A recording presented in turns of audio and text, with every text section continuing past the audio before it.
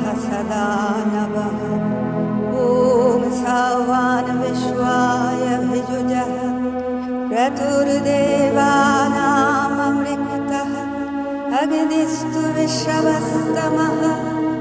ॐ अभिप्रयांसि वाहसा दाश्वामश्नोति मरुतः स्वयं पावकशोचिषः। ॐ परिविश्वानि सुधितारुणेरश्यामन्महे विप्रासो जातवेदसः।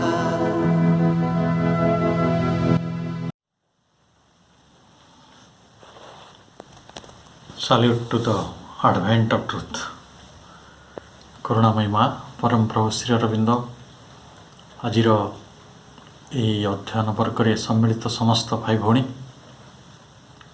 ସମସ୍ତଙ୍କ ପାଇଁ କରୁଣାମୟୀ ମାଙ୍କର ଆଶୀଷ ଭିକ୍ଷା କରୁଛି।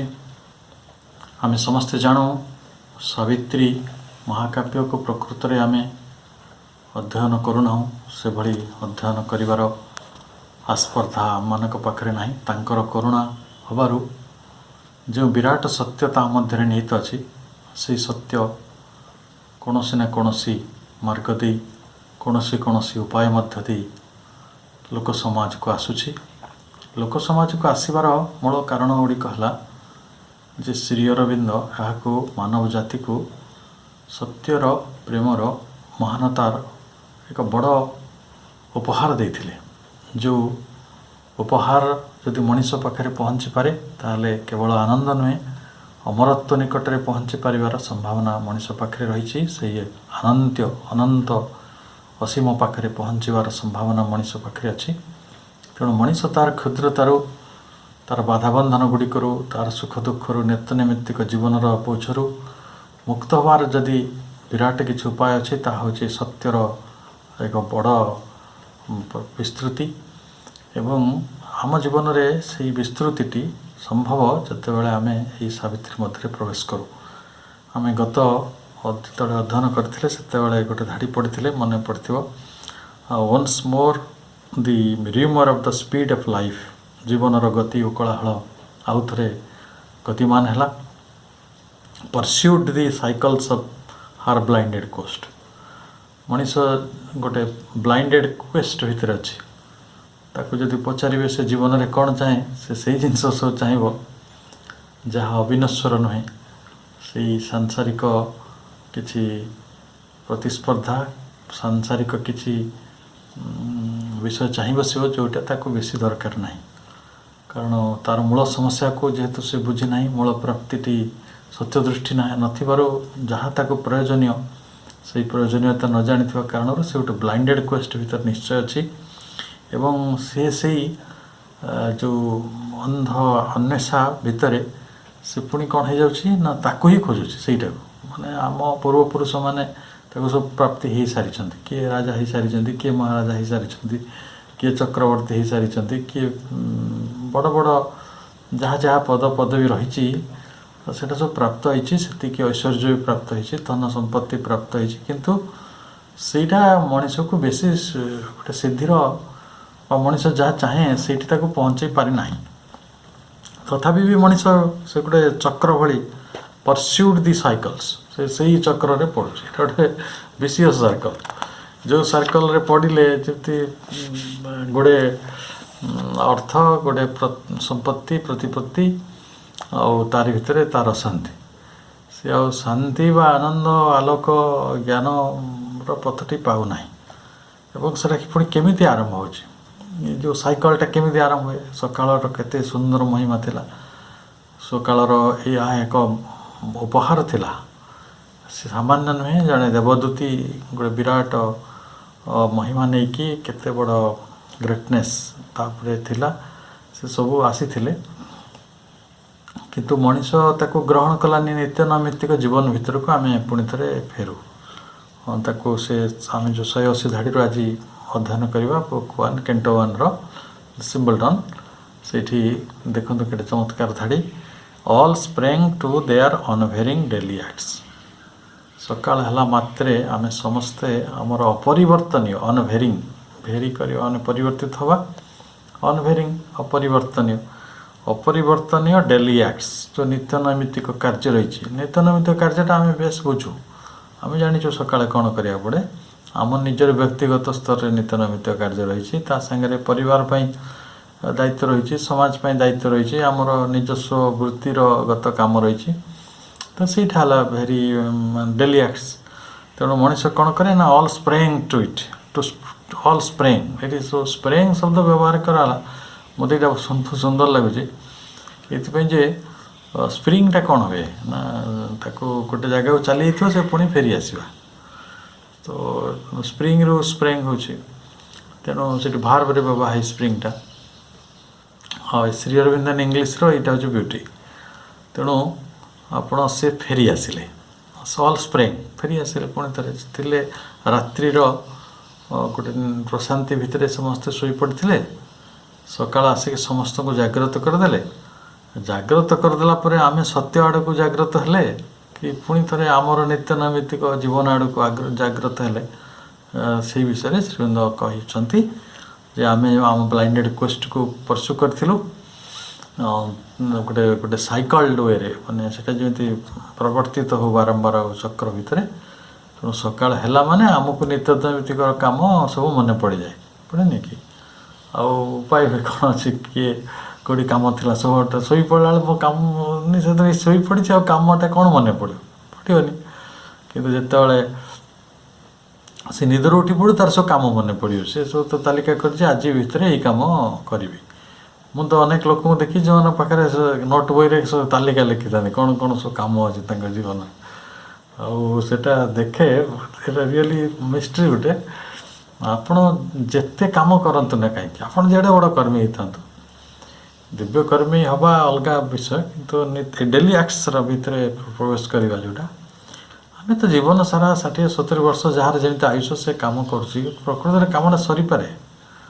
ଆଜି ଆମେ ଯେଉଁ କାମଟା କରୁ ସେ କାମଟା ଦେଖାଯାଉ ଭାରି ମଣିଷ ଭାବେ ମୁଁ ଆଜି କାମଟା ସାରିଦେବି, ତାପରେ ଟିକେ ଶାନ୍ତିରେ ନିଶ୍ୱାସ ନେବି। ମୁଁ ଜାଣେ ଅନେକ ଲୋକ ବି କଥା କହନ୍ତି ଆଜିର କାମଟି ମୋର ନ ସରିବା ପର୍ଯ୍ୟନ୍ତ ମୁଁ ଟିକେ ଶାନ୍ତିରେ ଶୋଇପାରେନି। ଓକେ, ଆମେ ଆଜିର କାମଟା ସାରିଦେଲେ, କିନ୍ତୁ କାଲି ସକାଳଟା ଯେ ଆମ କାମଟାକୁ ଆସିବନି ସେଇଟା କିଏ ଜାଣେ, ସବୁଦିନ କାମ ଆସିବ। ତେଣୁ ସେଇଟା ଗୋଟେ ସାଇକଲ୍ ଜିନିଷ, ଅର୍ଥାତ୍ ଏଇଟା ହିଁ ଅନ୍ଧ ଅନ୍ୱେଷା। ମୁଁ ଯେତେ କାମ ସାରିଲେ ମଧ୍ୟ ଆହୁରି ନୂତନ କାମ ସବୁ ରହିଛି। ତ ସେଇଟା ପ୍ରାକ୍ଟିକାଲ୍ ଲାଗୁଛି ମୋତେ ମୋର ବ୍ୟାବହାରିକ ଜୀବନରେ, ବୃତ୍ତିଗତ ଜୀବନରେ ଯେଉଁ କାମଟା ରହିଛି ସେଇ କାମଟା ନ କଲେ ମୋତେ ତ ଅର୍ଥ ମିଳିବନି। ତେଣୁ ମଣିଷ ସେହିସବୁ କର୍ମ ସହିତ ଅଭ୍ୟସ୍ତ ହୋଇଯାଇଛି। ତେଣୁ ସକାଳ ତାକୁ ଯେତେ ସୁନ୍ଦର ବାର୍ତ୍ତା ଦେଲେ ମଧ୍ୟ ଯେତେବେଳେ ଟିକିଏ ସକାଳ ନଇଁ ପଡ଼ୁଛି, ଟିକିଏ ଆଗକୁ ଚାଲି ହେଉଛି, ସେତେବେଳେ ସମସ୍ତେ all sprang to their unvarying daily act, ସମସ୍ତେ ତାଙ୍କ ନିଜ ନିଜ କାମକୁ ଚାଲି ଯାଉଛନ୍ତି। The 1000 peoples of the soil and tree, କେଉଁମାନେ ଯାଉଛନ୍ତି? ଆମେ ସବୁ କେଉଁଠି ରହୁଛୁ? ମାଟିରେ ରହୁଛୁ। ଆଉ କିଛି ଟ୍ରାଇବ୍ସ ହୁଏତ ଅତୀତରେ ଥିଲେ ଯେଉଁମାନେ ଗଛରେ ରହୁଥିଲେ, ଅନେକ ପ୍ରାଣୀ ରହୁଛନ୍ତି ସେମାନେ ଗଛରେ। ଏଇ ମାଟି ଆଉ ଗଛରେ ଯେଉଁ ଅସଂଖ୍ୟ ବା ଥାଉଜେଣ୍ଡସ୍, ହଜାର ସହସ୍ର ଜନତା, 1000 ପିପୁଲ୍ସ, ଏଇମାନେ ସମସ୍ତେ କ'ଣ ନିଜ ନିଜ କାମକୁ ଚାଲି ଯାଉଛନ୍ତି, କାହିଁ ନା? ଆପଣ ଯଦି ଗୋଟେ ଖରାବେଳେ ଗୋଟେ କାମ କରୁଥିବା ପରିବାରରେ ଯାଇ ପହଞ୍ଚିବେ, ଦେଖିବେ କାମ କରୁଥିବା ଲୋକଟା କେହି ନଥିବେ, ସେ ତାଙ୍କ କାମରେ ପଳାଇଥିବେ, କାହିଁକି? ଘରେ ପିଲାମାନେ, ବୁଢ଼ାମାନେ, ଯେଉଁ ସ୍ତ୍ରୀ ଲୋକମାନେ କିଛି କାମ କରିନାହାନ୍ତି ସେମାନେ ହାଉସ୍ ୱାଇଫ୍ ହେଇକି ଅଛନ୍ତି, ବା ସେମାନେ କିଛି ଆଜି ଛୁଟି ନେଇଛି ଜଣେ, ସେମିତି ଲୋକମାନେ ଥିବେ। ନହେଲେ ସମସ୍ତେ କାମକୁ ବାହାରି ଯାଇଥିବେ। ଏପରିକି ଯେଉଁମାନେ ଘରେ ବି ରହୁଛନ୍ତି, ମାଆମାନେ କି ଭଉଣୀମାନେ, ସେମାନେ ତ କାମ କରୁଛନ୍ତି, ନିଶ୍ଚୟ ସେମାନେ ସବୁ କାମରେ ଥିବେ। କିଏ ରାନ୍ଧୁଥିବ, କିଏ ପରିବା କାଟୁଥିବ, କିଏ କ'ଣ କରୁଥିବ। ଆମେ ସମସ୍ତେ କାମ ଭିତରକୁ ଫେରି ଆସିବାକୁ ବାଧ୍ୟ ହଉ। ରାତିରେ ତ କାମ କରୁନୁ ନା, ଯେତେବେଳେ ଶୋଇପଡ଼ୁଛୁ। ତେଣୁ ସେଇଟା ଗୋଟେ ଇଣ୍ଟରେଷ୍ଟିଂ ଲାଗେ ଯେ ଦିନ ହେଲେ କାହିଁକି ଆମ ଭିତରେ କାମ କରିବାର ଇଚ୍ଛାଟା ଏତେ ଜାଗ୍ରତ ହୋଇଯାଏ। ମାନେ ଆମେ ଯାଇକି ବାଡ଼ିରେ ପରିବା ତୋଳିବା ଠାରୁ ଆରମ୍ଭ କରି, ଫୁଲ ତୋଳିବା ଠାରୁ ଆରମ୍ଭ କରି ଆମେ କେଉଁଠି ନା କେଉଁଠି ଗୋଟେ ପହଞ୍ଚିଯାଉ। ଓବେଡ୍ ଦି ଅନଫୋର୍ସିଂ ଇନଷ୍ଟାଣ୍ଟସ୍ ଅର୍ସ, ସେମାନେ କ'ଣ କରନ୍ତି ନା ସେମାନେ ଗୋଟେ ମାନନ୍ତି। କାହାକୁ ମାନନ୍ତି ନା ଇନଷ୍ଟାଣ୍ଟସ୍ ଅର୍ଜକୁ ମାନନ୍ତି। ମୁହୂର୍ତ୍ତକର ଯେଉଁ ବାସନାଟା ଆସେ, ମୁହୂର୍ତ୍ତକର ଯେଉଁ ତାତ୍କାଳିକ ଭାବରେ ଯେଉଁ ଅର୍ଜ, ଯେଉଁ ଇଚ୍ଛାଟି ତାଙ୍କ ଭିତରେ ଜାଗ୍ରତ ହୁଏ, ସେଇଟାକୁ ସେମାନେ ମାନିଯାଆନ୍ତି। କେମିତି ମାନନ୍ତି ନା ସେଟା ପୁଣି ଅନଫୋର୍ସିଂ। ସବୁବେଳେ ଆମ ଭିତରେ ଉଠୁଥିବା କାମନା ଗୁଡ଼ିକ, ଆମ ଭିତରେ ଉଠୁଥିବା ଇଚ୍ଛା ଗୁଡ଼ିକ ଯେ ତାର ସେଟା ଅନଫୋର୍ସିଂ, ତାକୁ ପ୍ରକୃତିରେ ତାର ପରିଣତି କ'ଣ? ମୁଁ ସେଟା ତ କାର୍ଯ୍ୟକାରୀ କରେ। ମୋତେ ଭୋକ ଲାଗିଲା ମୁଁ ଖାଇଦିଏ, ମୋତେ ଶୋଷ ଲାଗିଲେ ମୁଁ ପାଣି ପିଇଦିଏ, କିନ୍ତୁ ପରବର୍ତ୍ତୀ ସମୟରେ ସେଟା କେଉଁ ପ୍ରକାର ରେଜଲ୍ଟ ଆଣିବ ସେ ବିଷୟରେ ଲୋକର ଧାରଣା ନଥାଏ, କାରଣ ଆମେ ଅଭ୍ୟସ୍ତ ମେକାନିକାଲି କାମ କରିଥାଉ। ତେଣୁ ଓବେଡ୍ ଦି ଅନଫୋର୍ସିଂ ଇନଷ୍ଟାନ୍ସସ୍। ଏଇସବୁ ଲୋକମାନେ, ଏଇ ଯେଉଁ thousands peoples of the soil and tree, ମାଟି ଆଉ ଗଛରେ ସବୁ ଜଙ୍ଗଲରେ, ଟ୍ରି ଏଠି ଆମେ ଜଙ୍ଗଲ ସେନ୍ସରେ ନେଇପାରିବା, ବଣ ଜଙ୍ଗଲରେ, ମାଟିରେ, ଭୂମିରେ, ସମତଳରେ, ଯିଏ ଯେଉଁଠି ଅଛି। ଏପଟେ ଲୋକେ ତ ବରଫ ଉପରେ ରହୁଛନ୍ତି। ଏଇ ସାରା ଜଗତର ଆମେ ଏଇ ବୁଝିପାରିବା, ସଏଲ୍ ଆଣ୍ଡ ଟ୍ରି କହିଲେ ସାରା ଜଗତର ଯେତେ ଲୋକ ଅଛନ୍ତି, ସହସ୍ର ସହସ୍ର ମଣିଷ, ଏମାନେ ସମସ୍ତେ କାମ କରିବାକୁ ଗଲେ। କେମିତି ଗଲେ ନା ସେମାନେ ଗୋଟେ ପୁରଦୃଷ୍ଟିହୀନ, ଯେଉଁ ଅନଫୋର୍ସିଂ, ସେଇଟା ପ୍ରକୃତିରେ କ'ଣ କାମ କଲେ ସେ ଫଳଟା ଜାଣେ କି? ଜାଣେ ତ ନାହିଁ ନା। ଆଶା ତାର ଥାଏ, ମୁଁ ପାଠ ପଢ଼ୁଛି, ପରୀକ୍ଷା ଦେବି, ପାସ୍ କରିବି, ଆଶା ଥାଏ। କିନ୍ତୁ ପ୍ରକୃତିରେ ପାସ୍ କରିବାଟା ଆସେ କି? ନ ଆସିପାରେ। ମୁଁ ଯେତିକି ପରସେଣ୍ଟେଜ୍ ଚାହୁଁ ସେଠି ନ ଆସିପାରେ। ତେଣୁ ଆମର କର୍ମଟି ସବୁବେଳେ ଅନଫୋର୍ସିଂ, ଏବଂ ଆମେ ବହୁ ସମୟରେ ଗୋଟେ ଇନଷ୍ଟାନ୍ସ ଅର୍ଜ ଭିତରେ ଗତି କରୁଛୁ, ରାଇଟ୍। ତାପରେ and a leader here with his uncertain mind, beautifully। ତ ଯେତେବେଳେ ଜଣେ କର୍ମ କରେ ତାର କର୍ମ ପ୍ରେରଣା ତ ଥିବ ନା, ତାକୁ ଗୋଟେ କିଏ ସେଇ ଅର୍ଜଟା ଦେଇଛି, କିଏ ତାକୁ ଲିଡ୍ କରୁଛି, କିଏ ତାକୁ ମୋଟିଭେଟ୍ କରୁଛି। ସେ ଲିଡରଟା କିଏ? ସେ ଲିଡରଟା ହେଉଛନ୍ତି ଅନସର୍ଟନ୍ ମାଇଣ୍ଡ, ଅନିଶ୍ଚିତ ମନ। ଖାଲି ଆମ ଯେଉଁ ଅନଫୋର୍ସିଂ ଇନଷ୍ଟାନ୍ସ ଅର୍ଜ ନୁହେଁ, ଆହୁରି ବଡ଼ କଥା ହେଲା ଆମ ପାଖରେ ଗୋଟେ ଅନିଶ୍ଚିତ ମନ ରହିଛି। ସେ ନିଶ୍ଚୟାତ୍ମିକା ନୁହେଁ, ଭଗବତ ଗୀତା କହୁଛନ୍ତି। ସେ କ'ଣ ଅସ୍ଥିର ହେଉଥିବା, ସନ୍ଦେହ କରୁଥିବା, ଜାଣିନଥିବା, ଅଜ୍ଞତାରେ ଭରପୁର ଥିବା। ତେଣୁ ଆମେ ତାକୁ ବ୍ୟାପକ ଅର୍ଥରେ ବୁଝିପାରିବା ଅନସର୍ଟନ୍ ମାଇଣ୍ଡ। ସିଧା କଥା, ସମସ୍ତଙ୍କ ପାଖରେ ଅଳ୍ପ ବହୁତେ ଯେଉଁମାନେ ଦିବ୍ୟକର୍ମୀ ହେଇନାହାନ୍ତି ବା କର୍ମର ମୂଳ ସତ୍ୟ ନିକଟରେ ପହଞ୍ଚି ପାରିନାହାନ୍ତି, ସେମାନଙ୍କ ପାଇଁ ମାଇଣ୍ଡ ସଟନ୍, ସେଇଟା ନିଶ୍ଚୟାତ୍ମିକା ବୁଦ୍ଧି। କିନ୍ତୁ ସାଧାରଣତଃ ଅନସର୍ଟନ୍ ମାଇଣ୍ଡ, ଅନିଶ୍ଚୟାତ୍ମକ ବୁଦ୍ଧି ଦ୍ୱାରା, ମନ ଦ୍ୱାରା ମଣିଷ କାର୍ଯ୍ୟରେ ପ୍ରବୃତ୍ତ ହୁଏ। ଏଠି ଲିଡର ସିଏ କେତେ ଚମତ୍କାର।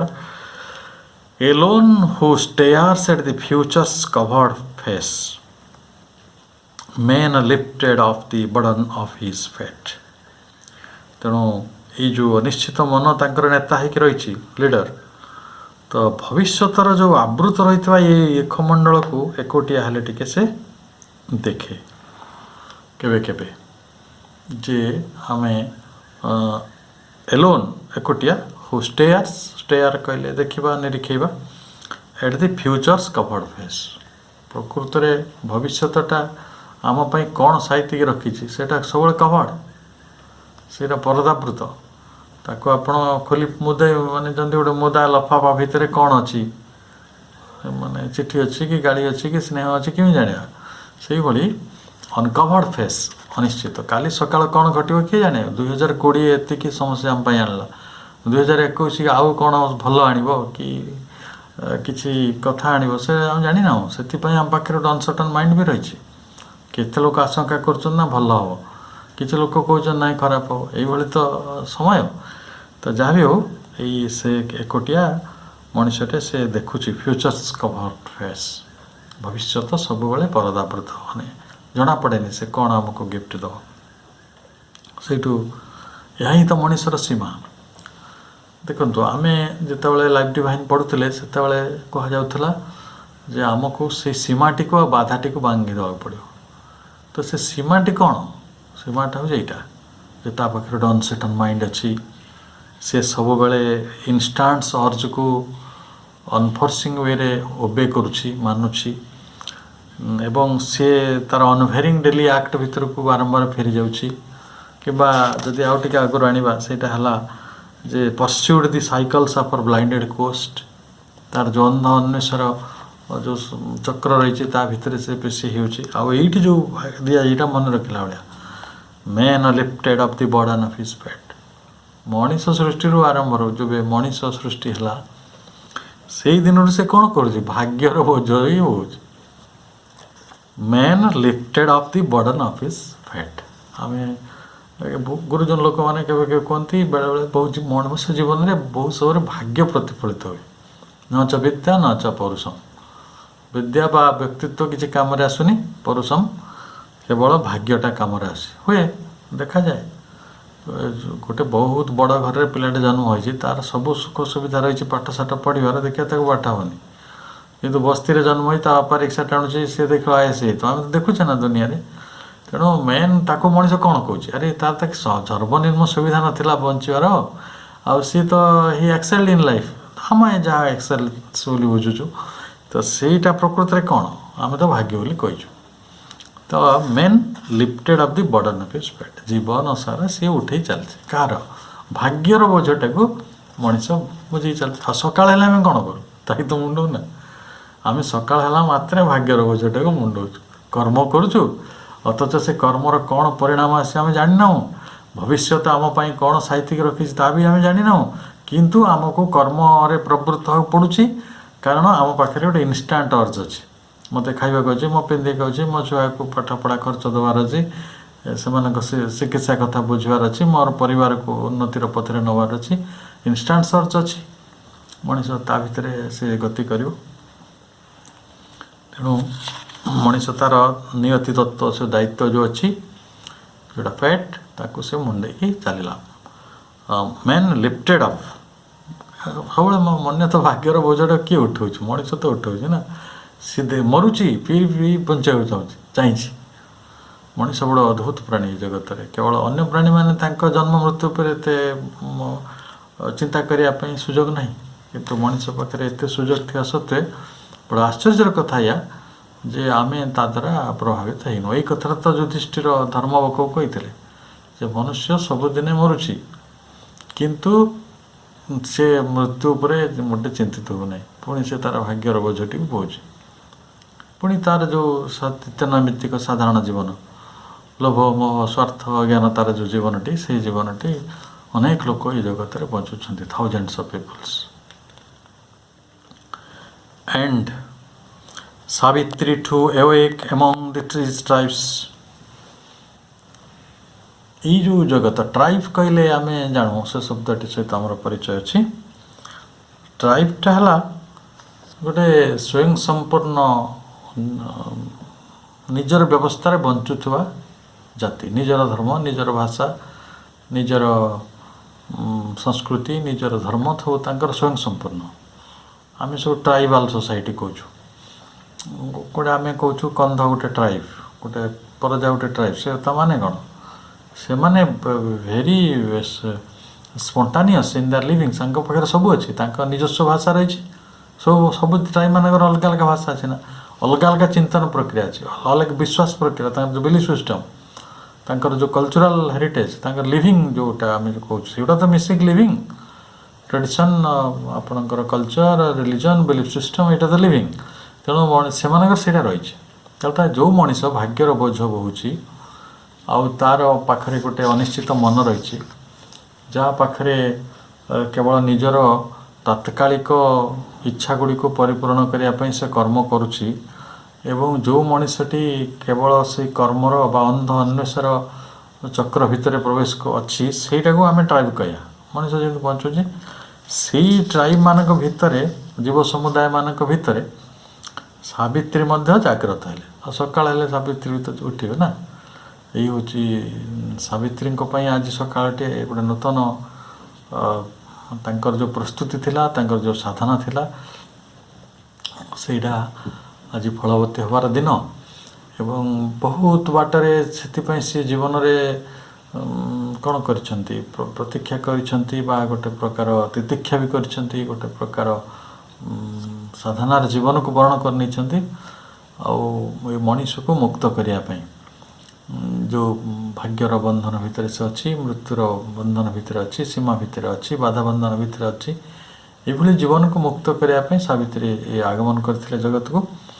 एवं जो मनीष तार नित्यनैमित्तिक जीवन लेके व्यस्त अच्छी से गोटे एकाकी आत्मा सी सावित्री से जानी प्रकृत में ये जगत में कौन हवा उचित, मनीष क्यों लक्ष्य नहीं बंचा उचित, तेणु लक्ष्य नहीं से बंची रिप्रेजेंटेटिव कर मनीष को प्रतिनिधि भाया जे मृत्यु विरुद्ध रे जो असीब कौन डोम्स नियति रही जोटा अपविधि जीवनर ये भाग्यवादी है कि मनीष जो बंचुची दुख जंजाल जो बोझटा बोझ सेटा न हो ये गोटे धारणा तो तांका पाखरे थिला तो सी ये मनीष जमी उठी काम दाम चलीगला निज भाग्य बोय को सावित्री तो सीटा करेंगे कारण से तो देवता राज्य आछंती तेणु सी जानती तांकर कर्म कौन that hasten to join the brilliant summoners chant इठी जेते बेले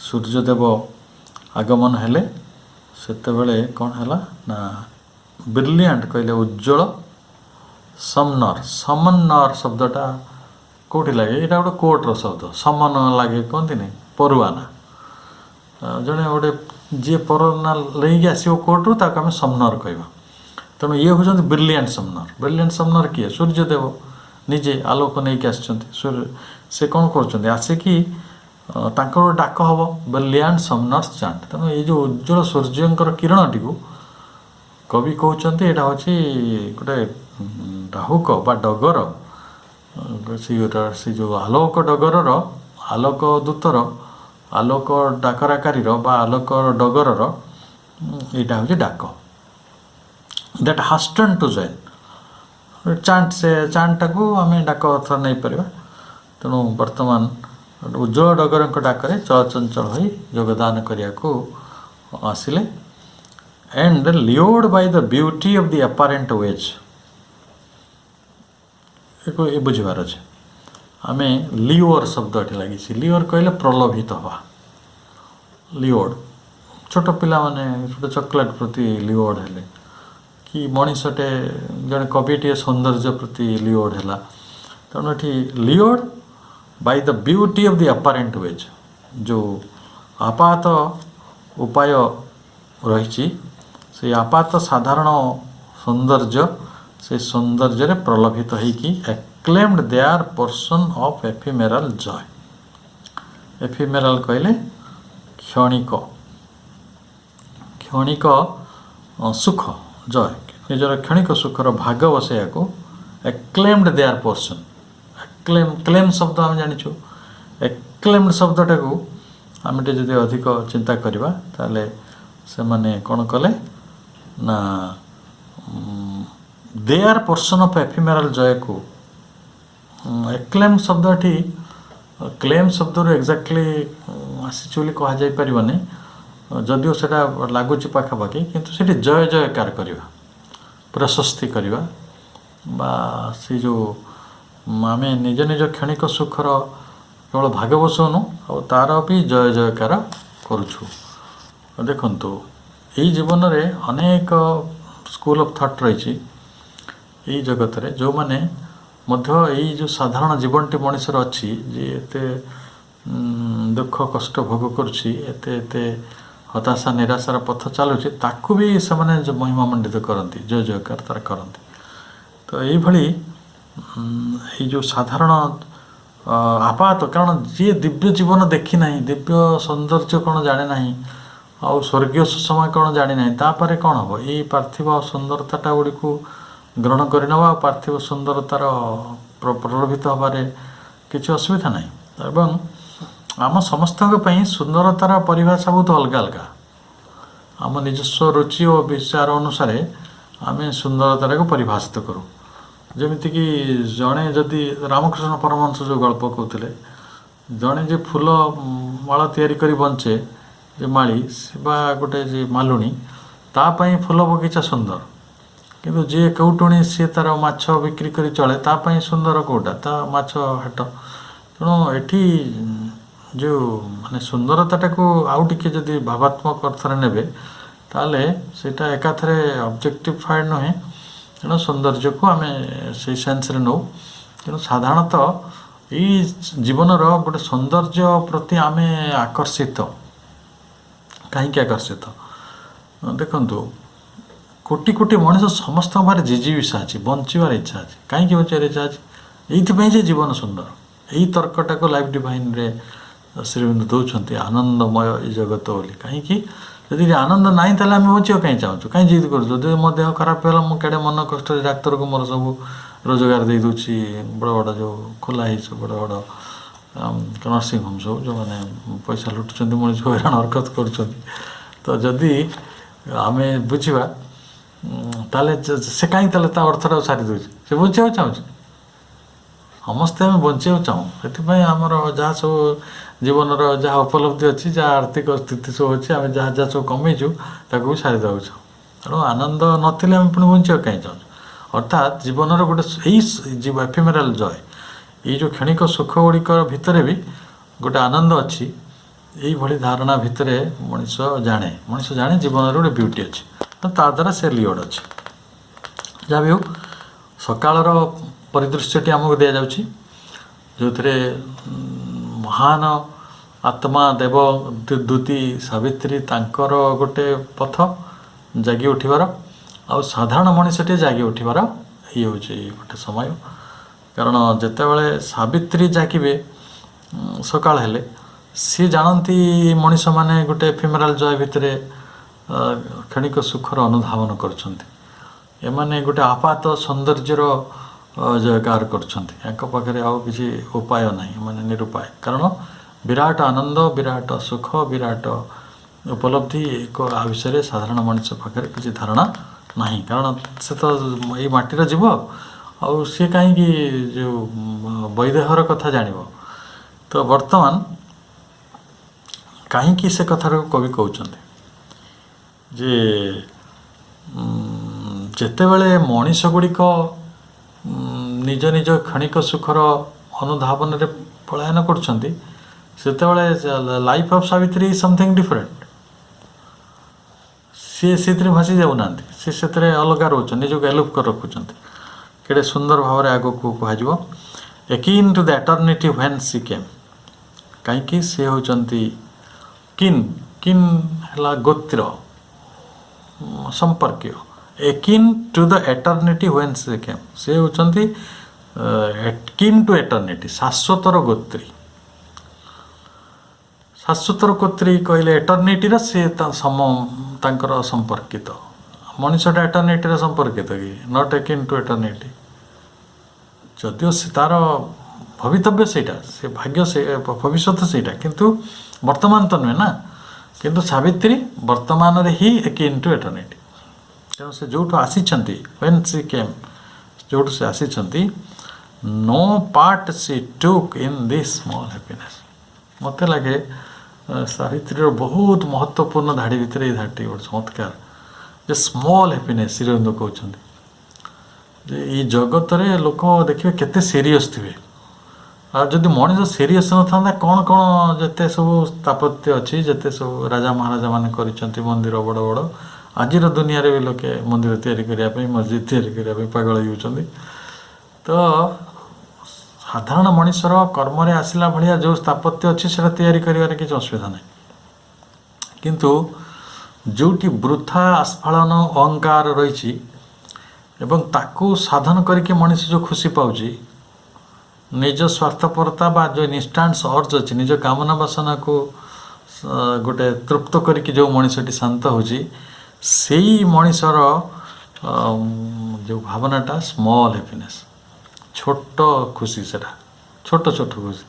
ଆଚ୍ଛା, ଯିଏ ବଡ଼ ଦାୟିତ୍ୱ ନେଇକି ଆସିଛନ୍ତି ଏକିନ୍ ଟୁ ଦ ଏଟର୍ନିଟି, ସିଏ ଆସିକି ସେଠି ଭାଗ ନେବେ କି? ନୋ ପାର୍ଟ ସି ଟୁକ୍, ସେ କିଛି ଅଂଶଗ୍ରହଣ କଲେ ନାହିଁ।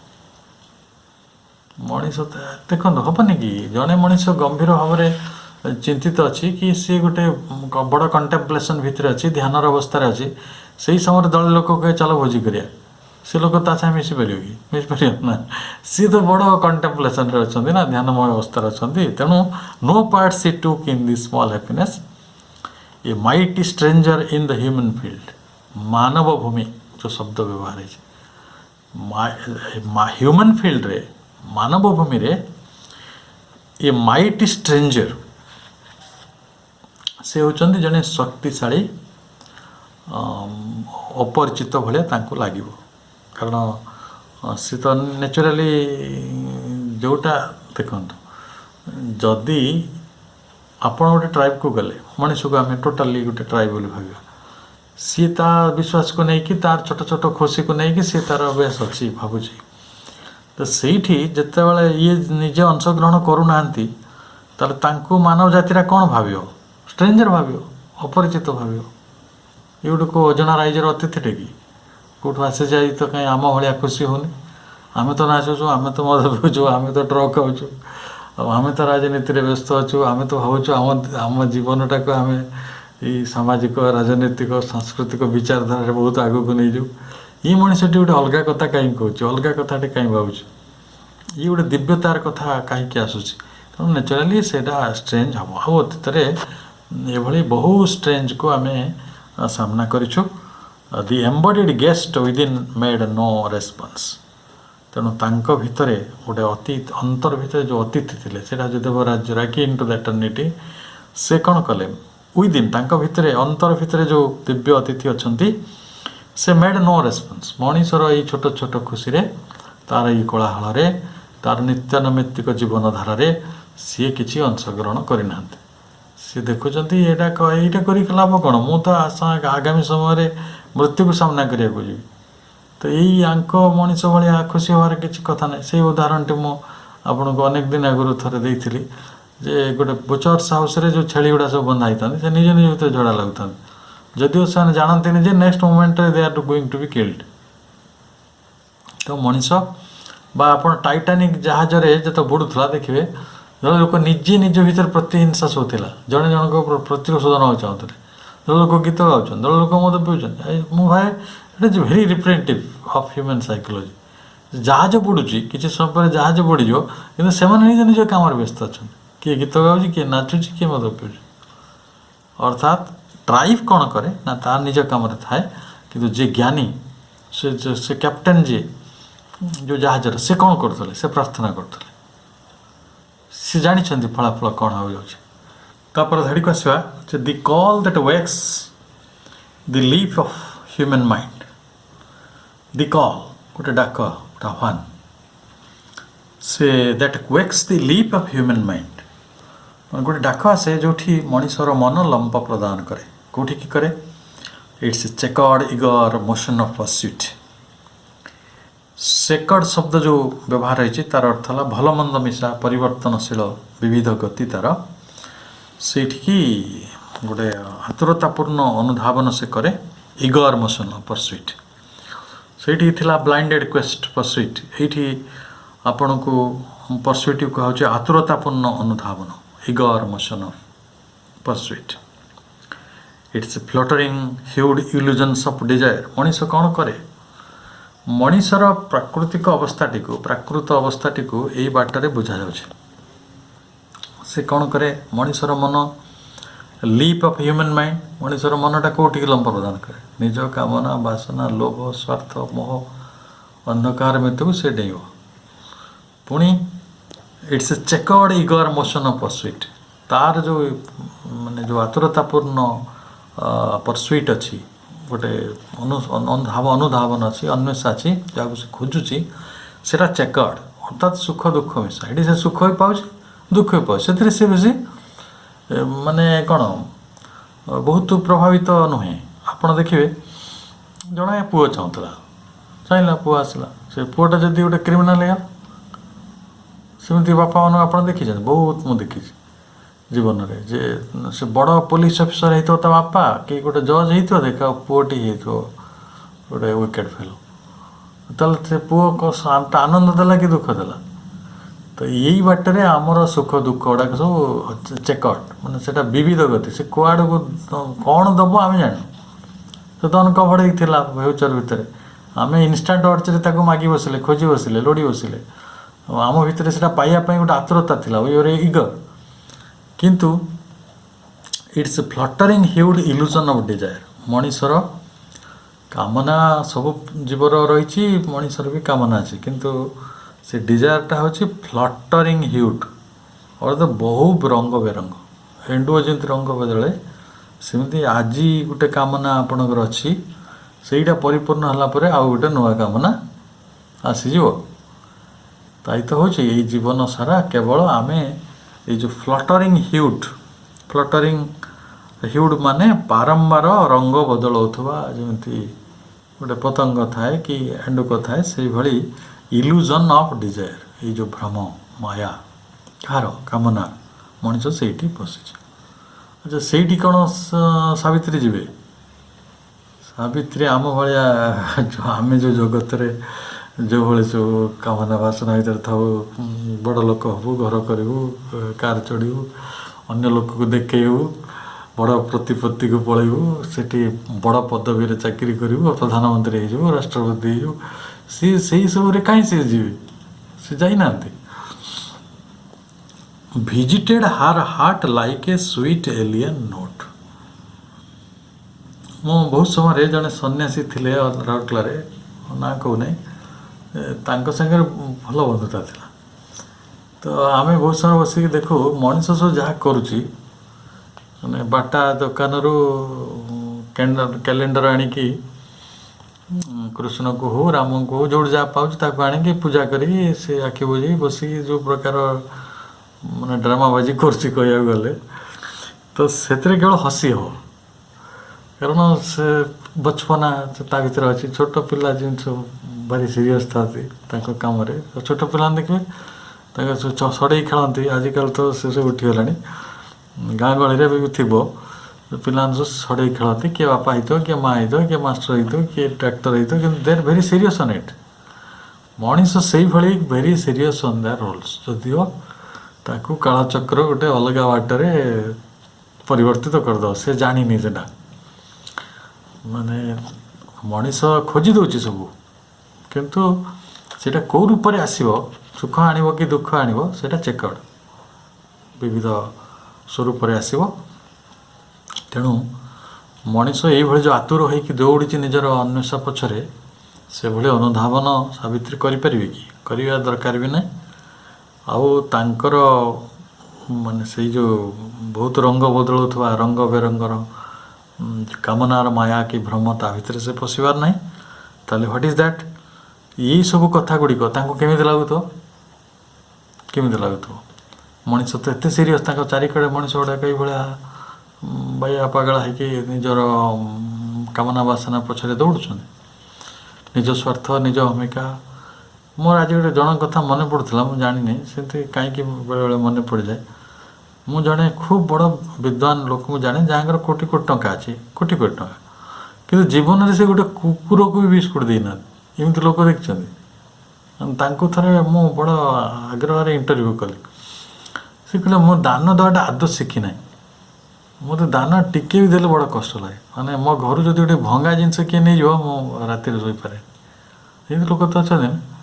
ତେଣୁ ସେଇଠି ସାବିତ୍ରୀ ରହିବେ କି? ସେଇଟା ତ ହସ ଲାଗିବ ଯେ ଦେଖ ଇଏ ମଣିଷଟା କେମିତିଆ। ତ ସେ ମଣିଷତାଟା କେମିତି ଗ୍ରହଣ କରିଛି ମଣିଷତାଟାକୁ। ତ ସେଇ ଯେଉଁ କଥା ଗୁଡ଼ିକ ସାବିତ୍ରୀଙ୍କୁ କେମିତି ସ୍ପର୍ଶ କରୁଥିଲା? ଭିଜିଟେଡ୍ ହାର୍ ହାର୍ଟ, ଏଇ କଥା ଗୁଡ଼ିକ ତାଙ୍କ ହୃଦୟକୁ ଏଇଭଳି ସ୍ପର୍ଶ କରୁଥିଲା। କେମିତି ନା like a sweet alien note. ଏ ଶବ୍ଦ କାହିଁକି ଲଗାହେଲା? କାରଣ ପିଲାମାନେ ଯେତେବେଳେ ଖେଳୁଥାନ୍ତି ସେମାନେ ତାଙ୍କ ବାଟରେ ବହୁତ ସିରିୟସ୍ ଥାନ୍ତି, ମାଡ଼ପିଟ ବି ହୁଅନ୍ତି। ଏପରିକି ମୁଁ ଦେଖିଛି ଯେଉଁ ସଢ଼େଇ ଖେଳରେ ମାନେ ଆମମାନଙ୍କ ଡୋମେଷ୍ଟିକ୍ ଭାয়োଲେନ୍ସ ହୁଏ ଭାରତରେ, ଆଫ୍ରିକାରେ ହୁଏ। ଧରନ୍ତୁ ସ୍ୱାମୀଟା ସ୍ତ୍ରୀକୁ ଗାଳିଦେଲା କି ସ୍ତ୍ରୀଟା ସ୍ୱାମୀକୁ ଗାଳିଦେଲା, ସେଇଟା ବି ଦେ ଅଲସୋ ରିଫ୍ଲେକ୍ଟେଡ୍, ତାଙ୍କ ଖେଳରେ ବି ସେଇଟା ଅଛି। ଆଚ୍ଛା ଆପଣ ଯେତେବେଳେ ଏଇଭଳିଆ ଦେଖିବେ, ସେଠି ଦୁଃଖୀ ହେବେ କି ସୁଖୀ ହେବେ? ମୁଁ ତ କ୍ରୋଧିତ ଲୋକ ବହୁତ ହଣାହାଣି ହେଉଥାନ୍ତି, ଜଣେ ଜଣକୁ ଶାବଳ ନେଇକି ଆଣିବ, ଜଣେ ଜଣକୁ କାଚ ଆଣିବ ବସିବାକୁ, ସେମିତି ଦୃଶ୍ୟ ଆପଣ ଦେଖିଥିବେ ରାସ୍ତାଘାଟରେ ବି ହେଉଛି। ମୋତେ ଗୋଟେ ହସ ଲାଗେନି କି? ମାନେ ଏଇ ଲୋକଟା କ'ଣ କରିବାକୁ ଜନ୍ମ ହେଇଥିଲା, ଏ ହେଉଛନ୍ତି କ'ଣ ମାନେ ରାସ୍ତାଘାଟ? ମାନେ ବେତାର ପଶୁମାନେ ଆମଠାରୁ ବହୁ ଗୁଣରେ ଭଲ ଅଛନ୍ତି। ଯେତେବେଳେ ଆମେ ବାରମ୍ବାର ପଢ଼ୁଥିଲେ କନସିୟସ୍ ଲିଭିଂ ଉପରେ, ଗୋଟେ ପିମ୍ପୁଡ଼ିର ଜୀବନକୁ ଦେଖନ୍ତୁ, ଧାଡ଼ି ହେଇକି ଯାଉଛନ୍ତି। ମଣିଷକୁ 1000 ଥର ଧାଡ଼ି ଶିଖାନ୍ତୁ, ସେ ଭୁଲିଯିବ। ଯେତେ ତାର ଏଜୁକେସନ୍ ଲାର୍ଣ୍ଣିଂ ହେଇଥାଉ, ସିଏ ଫରଗେଟ୍ କରିଯିବ। ଶୃଙ୍ଖଳା ନିଜ ନିଜ ଭିତରେ ମାଡ଼ପିଟ ହେବା ବହୁତ ଦରକାର ନଥିଲେ ପ୍ରାଣୀ ଜଗତରେ ନାହିଁ। କିନ୍ତୁ ମନୁଷ୍ୟ ବିନା କାରଣରେ ଜଣେ ଜଣକୁ ଶୋଇପାରୁନଥିବ, ଜଣେ ଜଣକୁ ଈର୍ଷା କରୁଥିବ, ଜଣେ ଜଣକୁ ହଇରାଣ କରିବାକୁ ଚାହୁଁଥିବ। तो ये सब कथा गुड़ाक दुखी करियो कि सुखी करियो हुए तो एटा गोटे स्वीट नोट भाया गोटे भल सुंदर गीत भली तांकर हृदय पाई एटा एलियन थिला अर्थात तापे अपरिचित थिला एटा गोटे विदेशी मधुर संगीत मुझे कथा आहरी भल भाव कहीपर जे आपण गोटे फ्रेंच गीत शुणुंट गीतर नोट बढ़िया अच्छे राइट भल धुन अच्छी किंतु आपण तो बुझीपारना सावित्री से ना तेणु एटा एलियन गोटे अपरिचित भाषा जो विदेशी भाषाटे एलियन जो अलग जगार आसी आउ बुझीपारुनि तेणु मनीष हूँ अदिव्य वर्तमान परीक्षा सावित्री समय कथा कहूँ आज भी तो कौ अवस्था अच्छे से आहरी बेसी अदिव्य हो मैंने विश्वयुद्ध परमाणु कथा आम जिते चिंता करूँ हे तो अन्य मंगल स्वास्थ्य अवस्था शिक्षा कथा दारिद्र्य कथा कम भाव एमती तो पृथ्वीटे अच्छी आसुरिक प्रवृत्तिर पृथ्वी तेणु जी दिव्य राज्य आसी आउ अदिव्य मनीष मानकर जो ट्राइब मानकर जो कोलाहल अरे तू पर दिन मरीजु आज सका माने मांस भात दरकार ये लोक देखी आज मुझे कहूँ भारी प्रैक्टिकल कथा अनेक लोग हार्ट अटैक मरी जाते मुझे पचारे जे तुम कौन खाई दिन दिन से जो अद्भुत कथा कहते आप से इंटरव्यू करूँ मुझे एक्यूज करनी लोक कौन डाक्तर एमती कथा कहूँ परीक्षा कर देखु निश्चित भाव में खाद्य त्रुटि थिला जो से हार्ट रिएक्ट कर मनुष्य सारा बुझे कि अन्य प्राणी को मारिकी खाइजा से बुझी कि मृत्यु अपेक्षा कर आपको हास्यास्पद लगे कि दुख लगे रिडिकुलस लगे तेणु ये गोटे स्वीट नोट ऑफ सॉन्ग जोटा नितांत स्वीट एलियन नोट भाया लगे मधुर विजातीय संगीत चीन भाषा रे आपण गोटे गीत शुणुंट तो सेटा कौन आपन को खुशी करुच्ची कि करूनी ना times message of a brief light was not for हार तेणु times message of brief light अर्थात क्षणिक आलोक क्षणिक समय पाई जो समय और वार्ताटी आसे सेटा तांको पाई उद्दिष्ट नहीं कारण से तो अनंतर वार्ता नहीं कि आसछन्ते सी तो एटर्निटीर वार्ता जानती कि मनीष तो एटर्निटीर वार्ता बुझुनि ना सी एफिमेराल जय छोट क्षणिक सुख तात्कालिक इनस्टांट अर्ज रे अच्छे in her there was the anguish of the gods तांको भितरे जो अंतर भितरे देवता मानकर क्षोभ थिला वार्ता थिला से देवता मानकर क्षोभटा कौन जे मनीष कहीं बुझुनी आपण देखिए बुद्ध हूँ जीशु ख्रीष्ट हूँ जो मैंने समाज को उद्धार करने को मनीष जो गोली मारी गाड़ी दी तो से कौन लगी सेटा हूँ क्षोभ नुहे कि देवतार भी क्षोभ अच्छे से देव एंग्विश ऑफ गॉड्स से देवता मानकर जो वेदना वेदना सेन्स नवा से अंतर पूरी रही से वेदना दग्ध विश्व वेदन विश्वर मनीष मानकर ये अवस्था को नहीं जीव समुदाय ये अवस्था को नहीं भीतर वेदना पूरी रही जहाँ भीतर वेदना थी से छोट छोट सुखी जीव कि पिकनिक कर जीव ना imprisoned in our transient human mould Savitri जो आसी माँ जो आसते मानुषी तनु आसते ह्यूमन मोल्ड रे आसते आ तार भितर बंदी ही imprisoned in our transient human mould तो हूँ तनु ह्यूमन मानसी तनु ट्रांजिएंट से क्षणभंगुर थिला एवं ता भितर से बंदी हो रही कारण सी होती असीम अनंत किंतु जो मानव शरीर आसुँच लिमिटेबल बाधा बंधन भी सब सहयोग कर तो जीवन को बाधा आसी सामने सत्यवान मृत्यु तेणु आम आज अध्ययन ये रखा पुणी आसंता को यही स्टांजाटा को भी आउ थे आम आलोचना करिपरिबा समस्त तो माँ करुणा भिक्षा करुछि जे जो कथा मूलर कही जे आम सत्यटी को जानापी हेले श्री अरविंदर यही महान अवदान जहाँ मानव जाति को एक उपहार स्वरूप ताको आम सादर ग्रहण करिया हम तेणु यही अध्ययन प्रक्रियाटी को आम से अर्थ ग्रहण करूँ पुणी थे समस्त माँ आशीष भिक्षा करुचे आज ये आलोचना को ये रखुच्छी। वंदे मातरम।